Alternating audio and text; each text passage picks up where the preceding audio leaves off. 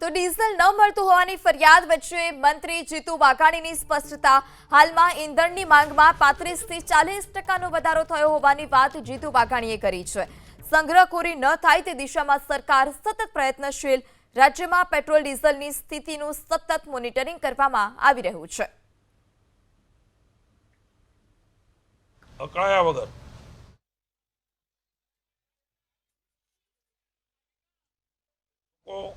અકળાયા વગર જેટલી જરૂરિયાત છે એટલો ઉપયોગ કરીએ, સંગ્રહખોરી ન થાય, ચિંતા કરવાની આવશ્યકતા નથી। કેન્દ્રની સરકાર અને રાજ્યની સરકાર એ આપણા સૌ માટે કામ કરી રહી છે।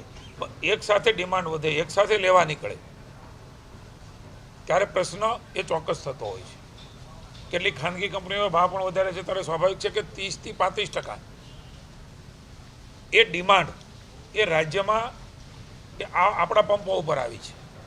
એ બધાને એક સાથે પહોંચી વળવા માટે તંત્ર એ તમામ પ્રકારની વ્યવસ્થા કરી રહ્યું છે। મારી વિનંતી છે ક્યાંય પણ અફવાઓમાં આવ્યા વગર કોઈ એક જગ્યાએ મેં કીધું 35-40% ડિમાન્ડ વધી ગઈ હોય તો કોઈ એક પંપે ઓછું થયું હોય તો એણે કદાચ નાની મોટી જાળવણી માટે વ્યવસ્થા કરી। એનો અર્થ એવો નથી કે રાજ્ય આખામાં આ સ્થિતિ છે, પહોંચી વળવા માટે તેને રાજ્ય સરકાર એ પૂરા પ્રયત્ન કરી રહી છે।